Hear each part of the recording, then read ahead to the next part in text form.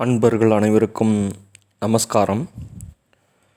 ஓம் அகத்தீசாய நமக, ஓம் அகத்தீசாய நமக, ஓம் அகத்தீசாய நமக. அகஸ்திய பெருமானுடைய பொதுவாக்கு. நாகதோஷம். இறைவனின் கருணையால் சர்பதோஷம் நீங்குவதற்கு சர்பதோஷ நிவர்த்தி பூஜை, யாகம் மற்றும் சர்பதோஷ நிவர்த்தி தரும் சில ஆலயங்கள் சென்று சில குறிப்பிட்ட பூஜைகள் செய்வது என்றெல்லாம் சில வழிமுறைகள் இருக்கின்றன. எனவே இங்கே சர்ப்பம் என்பது ஒரு அடையாளம், குறியீடு. மனிதர்கள் காலம் காலமாக நம்புவதைப் போல நாகங்களை கொன்றதால் அல்லது கொல்வதால் மட்டும் இந்த நாகதோஷம் ஏற்பட்டு விடுகிறது என்பது ஒரு தவறான கருத்தாகும். அப்படியானால் ஆட்டையும் மாட்டையும் கொன்றால் தோஷம் வராதா? எந்த உயிரை கொன்றாலும் பாவம்தான், தோஷம்தான். அதற்கு எத்தனை அடிப்படை நியாய வாதங்கள் கற்பித்தாலும் அது பாவமாகத்தான் வரும். எனவே பின் நாகம் அல்லது நாகதோஷம் என்று எதற்காக அதனை ஒரு குறியீடாக ஜாதகத்தில் வைக்கப்பட்டிருக்கிறது என்றால், உச்சகட்ட பாவத்தின் அடையாளம் நாகதோஷம். அதே போல பிரம்மகத்தி எனப்படுவது மேலோட்டமாக பார்த்தால் பிரம்மாவை யாராவது அத்தி செய்ய இயலுமா? ஒருவேளை அப்படி அத்தி செய்தால் அது எந்த அளவுக்கு பாவமாக இருக்குமோ அந்த அளவுக்கு பாவம் என்பதன் அடையாளம்தான் அந்த வார்த்தை. எனவே இது போன்ற சொல்லாடல்களையெல்லாம் நேருக்கு நேர் பொருள் கொள்ளாமல் நிறைய பாவங்கள் அந்த ஜாதகத்தில் இருக்கிறது என்பதை புரிந்து கொண்டு நிறைய தர்ம காரியங்களை முதலில் செய்ய பழக வேண்டும். அதன் பிறகு மெல்ல மெல்ல ஸ்தல யாத்திரைகளுக்கு செல்ல பழக வேண்டும். ஏனென்றால் இந்த பாவங்கள் ஒரு பிறவியில் ஏற்பட்டு இருக்காது, பல்வேறு பிறவிகளில் ஏற்பட்டு எதாவது ஒரு பிறவியில்தான் அதை நிவர்த்தி செய்வதற்கு வாய்ப்பை கிரகங்கள் மூலம் இறைவன் அனுமதி தருவார். அப்படி இருக்கும் பட்சத்தில் இந்த ஆத்மா எந்தெந்த ஊரில் பிறந்திருக்கும், எந்தெந்த வகையான பிறப்பை எடுத்திருக்கும் என்பதெல்லாம் தெய்வீக சூட்சம். எனவே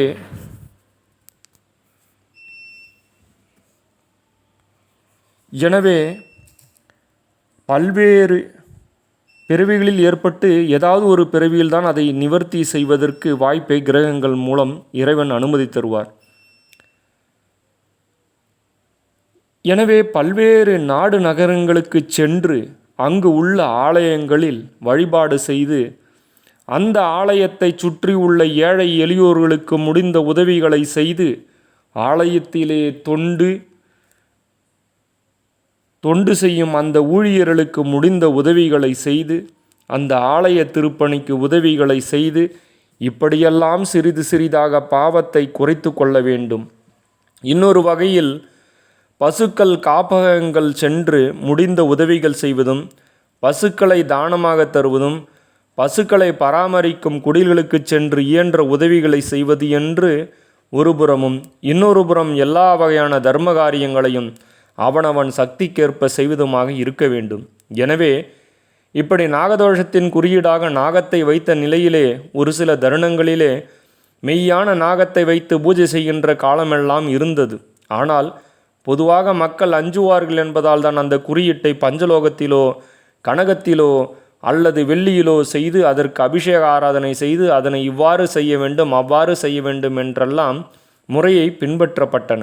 ஆனால் எம்மை பொறுத்தவரை அப்படி செய்வதை விட நாகதோஷத்திற்கு நாங்கள் முன்பு கூறிய தர்ம காரியங்களையும் ஸ்தல யாத்திரைகளையும் செய்து கொண்டே நாகதோஷ நிவர்த்தி ஸ்தலங்கள் சென்று முடிந்த பூஜைகள் செய்து கொண்டு ராகுவிற்கும் கேதுவிற்கும், ராகுவின் அதிதெய்வமான துர்க்கைக்கும் கேதுவின் அதிதெய்வமான விநாயகருக்கும் என்னென்ன வகையான வழிபாடுகள் அபிஷேக ஆராதனைகள் செய்ய முடியுமோ, அன்றாடமோ, சப்த தினத்தில் ஏகதினமோ, பட்சமோ, திங்கள் ஒரு முறையோ செய்து கொண்டே இருப்பதும், அவை எதுவுமே செய்ய முடியாது மனிதர்கள் இல்லத்தில் அமைதியாக அமர்ந்து வாய்ப்புள்ள பொழுது நவகிரக காயத்ரி எண்ணிக்கை குறையாமலும், அதிதெய்வ காயத்ரியை 27 எண்ணிக்கை குறையாமலும், இதையெல்லாம் தாண்டி குறிப்பாக நாகதோஷம் என்பதால் ராகு கேது காயத்ரி மூல மந்திரங்களையும், துர்க்கை விநாயகர் காயத்ரி மூல மந்திரங்களையும் அதிகபட்சம் தினத்திற்கு எத்தனை உருவேற்றம் இயலுமோ அப்படி உருவேற்றுவதும்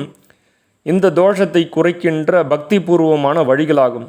குறிப்பாக எல்லா வகை தர்மங்களிலே ஏழை பிணியாளர்களுக்கு முடிந்த உதவிகளை செய்வதும், புற்றுநோயால் அவதிப்படும் ஏழைகளுக்கு முடிந்த உதவிகளை செய்வதும், ஒவ்வாமை நோயால் அவதிப்படும் ஏழைகளுக்கு முடிந்த உதவிகளை செய்வதும், விஷமுறிவு மருந்தை தானமாக தருவதற்கு ஏற்பாடு செய்வதும் இந்த தோஷத்தில் இருந்து தப்பித்து கொள்ள நல்ல வாய்ப்பாக இருக்கும். வெறும் வெள்ளியில் ஒரு நாகத்தை செய்து வைத்து ஏதோ மண்டுகம் கத்துவதைப் போல ஒரு சில மந்திரங்களை கூறி அதன் தலையிலே சில மலர்களை இட்டு சில துளி பாலையும் இட்டு அதை ஆழியிலோ நதியிலோ கரைத்து விட்டால் நாகதோஷம் போய்விடும் என்றால் மிக எளிதாக எல்லோரும் இந்த முறையை பின்பற்றலாம். இது ஒரு குறியீடு, அடையாளம். இருந்தாலும் நாங்கள் கூறியவற்றோடு இப்பொழுது இவ்வாறு இந்த நாகங்கள் யாரேனும் கையில் வைத்திருந்தால் எஃதாவது ஆலயத்தின் காணிக்கை பேழையில் இட்டுவிடலாம். அது ஆலய தொண்டிற்கு பயன்படட்டும். இல்லை, அந்த வெள்ளியை உபயோகமாக தனமாக மாற்றி ஏழைகளுக்கு தக்க மருத்துவ உதவியாக செய்யலாம். இதுதான் முறையான நாகதோஷ நிவர்த்திக்கு உண்டான வழிமுறைகளாகும். ஐயனே, பாம்பை அடித்தால் மட்டும் நாகதோஷம் ஏற்படுமா? அப்பனே, விஷம் என்றால் என்ன? பயம் என்ற ஒரு பொருள் உண்டு. பிறருக்கு நஞ்சை உணவிலே கலந்து கொடுப்பவனுக்கும் நஞ்சு கலந்த வார்த்தையை பேசி நயவஞ்சமாக ஏமாற்றியவர்களுக்கும் ராகு கேது மூலம் சில கெடுபலன்கள் வரவேண்டும் என்பதுதான் நாகதோஷமே ஒழிய வெறும் நாகத்தை அடித்தால் மட்டும் அல்ல. ஐயனே, தவிர்க்க முடியாமல் ஒரு பாம்பை கொல்ல நேர்ந்தால் என்ன செய்வது? அப்படிதானப்பா, சித்தர்கள் இருக்கும் பகுதிக்கும் மனிதர்கள் வந்துவிட்டால் நாங்களும் தனியாக முடியாமல் அவர்களை கொன்று விடலாமா? பாம்புக்கு தெரியுமா பாம்பு திட்டமிட்டு ஏதாவது செய்கிறதா? அதனால் திட்டமிட்டு பொறி வைத்து அதை பிடித்து தோலை உரித்து வியாபாரம் செய்வது யார்? எனவே வாகனத்தில் செல்லும்போது கண் பார்வையில் சிக்காமல் சில ஜீவன்களை கொல்ல நேர்ந்தால் கூட பிரம்மகத்தி தோஷம் அவனுக்கு பீடிக்கும் என்றால் மற்றவைகளுக்கு நீயே யோசித்துக்கொள். என்றாலும் ஒரு ஜீவன் ஒரு மனிதன் மூலம் விதி முடிய வேண்டும் என்று இருக்கும்போது இவ்வாறு நடப்பது உண்டு. அதனால் இவனுக்கு கர்மா வர வேண்டும் என்ற விதி இருக்கும். ஐயனே, பாம்பு பழி வாங்குமா? அப்பனே, பாம்பு வடிவிலோ அல்லது வேறு வடிவிலோ முனிவர்களும் சித்தர்களும் தவம் செய்வது உண்டு. அவர்களுக்கு இடையூறு செய்தால் அவர்கள் தன் தவ வலிமையால் எதிர்விளைவுகள் ஏதாவது செய்யலாம். ஆயினும் சாதாரண ஜந்துக்களாக பிறவி எடுத்தவர்களுக்கு பழிவாங்கும் உணர்வுகள் எல்லாம் கிடையாதப்பா. ஐயனே, 5 தலை நாகம் பற்றி. 5 தலை நாகம் இருப்பது உண்மைதான். ஸ்ரீ ராகவேந்திரருக்கு தஞ்சையிலே எந்த இடத்தில் ஸ்தலம் அமைக்க வேண்டும் என்று யோசித்த ஒரு அரசனுக்கு குறிப்பு காட்டுவதற்காக 5 தலை நாகம் வந்து ஒரு இடத்தை காட்டியது. மனிதனுக்கு புலப்படாததால் இவையெல்லாம் கற்பனை என்கிறான். பொதுவாகவே தார்காவன முனிவர்கள் சிவன் மீது ஏவிய எதையுமே ஐயன் தனக்குள்ளே வைத்து கொண்டார். எதிரும் புதிருமாகத்தான் உலகம் இருக்கும் என்பதை காட்டத்தான் ஐயன் அனலையும் புனலையும் வைத்திருக்கிறார்.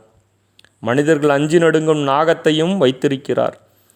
எனவே 5 தலை நாகம் படமெடுத்து காட்சி தரும் ஆலயங்களுக்கு சென்று ஐயனுக்கு நாகலிங்க பூவை கொண்டு வழிபாடு செய்தால் நாகதோஷம் விலகும்.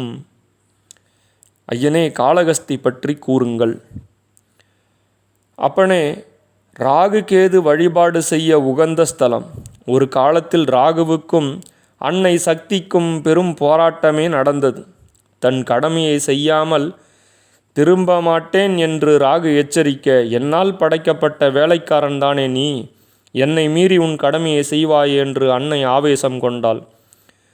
ராகுவிற்கு அருள் செய்வதற்காகவே அந்த நாடகம் நடத்தப்பட்டது அன்னையால். தற்போது பல ஆலயங்களைப் போல் அதுவும் அமோகமான வியாபார ஸ்தலமாகிவிட்டது. அப்பனே, ஐயனே, கார்கோடகநல்லூர் பற்றி கூறுங்கள். அப்பா, தாமிரபரணி கரையில் உள்ள மண்ணையும் நீரையும் கலந்து பிசைந்து பிறகு தன் மூச்சுக்காற்றால் கார்கோடகன் என்னும் பாம்பு ஐயனை வடிவமைத்த இடம் இது. உடலிலே ஒவ்வாமை விஷத்தன்மை உடையவர்களுக்கு வழிபாடு செய்ய ஏற்ற இடம் அப்பனே. களத்திர தோஷம். திருமண தடை இருக்கும் பெண்கள் என்ன பரிகாரம் செய்ய வேண்டும்? களத்திர தோஷம் என்பது திருமண தடை இருக்கும் பெண்களுக்கு உண்டான தோஷம். அது ஆண்களுக்கும் பொருந்தும். இறைவன் அருளாலே பல்வேறு ஆண்களுக்கு திருமண தோஷம் இருப்பதால் திருமண தடை ஏற்பட்டிருக்கிறது. பல்வேறு பெண்களுக்கு திருமண தோஷம் இருப்பதால் திருமண தடை ஏற்பட்டிருக்கிறது என்றெல்லாம் வருத்தம் கொள்கிறார்கள். இதை தோஷம் என்று நாங்களும் கூறினாலும் கூட வேடிக்கையாக கூறுகிறோம். இதை ஒரு வகையான வரம் என்று தான் அனைவரும் நினைத்து கொள்ள வேண்டும்.